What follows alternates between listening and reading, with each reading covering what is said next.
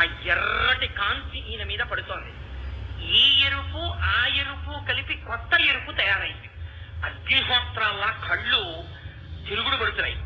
అలా నిలబడి ఆయన కాకేశారు. ఏమని? ఇప్పుడు నన్ను చూడండి, స్పష్టంగా చూడండి, అందరూ చూడండి, నేను హిందువునా మహమ్మదీయుడనా చెప్పండి అన్నారు. ఇప్పుడు చెప్పండి. ఆయన మహాజ్ఞాన పిచ్చాడు. ఒక శరీరాన్ని, మీకింత పూర్వం పరిచయం లేనటువంటి ఒక శరీరాన్ని తీసుకొచ్చి నేను దానికి తులసిమాలలు వేసి ఊర్ధ్వపుండ్రాలు పెట్టి శిఖ పెట్టి పట్టు పంచ కట్టి ఉత్తరీయం తీసి నడుము కట్టి ఇక్కడ నించో పెట్టారనుకోండి, అయ్యా వీరి పేరు శ్రీనివాసాచార్యుల వారండి అని అనుకోండి, మీరు అంగీకరిస్తారు. ఎందుకంటే ఈయన తులసిమాల వేసుకున్నాడు, ఏదో తులసి పూసలు వేసుకున్నాడు, ఊర్ధ్వపుండ్రాలు ఎట్టుకున్నాడు, బాగుందండి ఒప్పుకుంటారు. విభూతి పిండికట్టి ఇలా పెట్టుకుని అయ్యా నా పేరు కోటేశ్వర శాస్త్రి గారండి అని మెడలో రుద్రాక్షలు వేసుకుని, మా తండ్రి గారి పేరు సుందరశివ శాస్త్రి గారు, మా తాతగారి పేరు రాజలింగ శాస్త్రి గారు అని నేను చెప్పాను అనుకోండి, ఓహో ఈయన శైవుడు అని అంగీకరిస్తారు. అసలు శరీరం మీద ఎవరో ఏదో గుర్తుపట్టడానికి వీలు లేని స్థితిలో ఒక్క శరీరం దిగంబరంగా వచ్చి నిలబడింది అనుకోండి, ఇప్పుడు అది ఏదో మీరు చెప్పండి. అది హిందువా, అది ముసల్మానా, ఆయన ఇంకొకడా మీరు ఎలా చెప్తారు? మీరు చెప్పలేరు.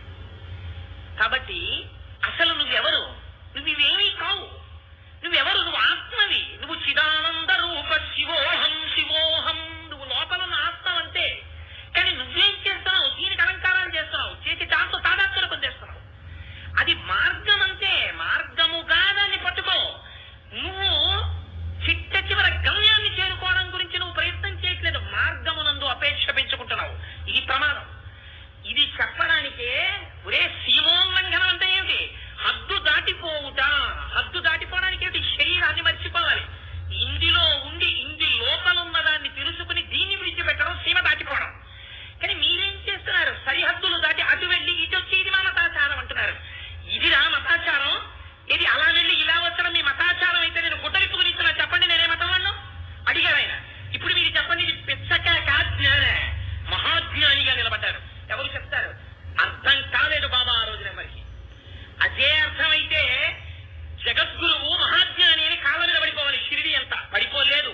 ఇది జగత్తు యొక్క స్థితి నిరూపించారు బాబా ఆ రోజున. అర్థం చేసుకోదు ప్రపంచం, ఆ స్థాయికి ఎదగదు.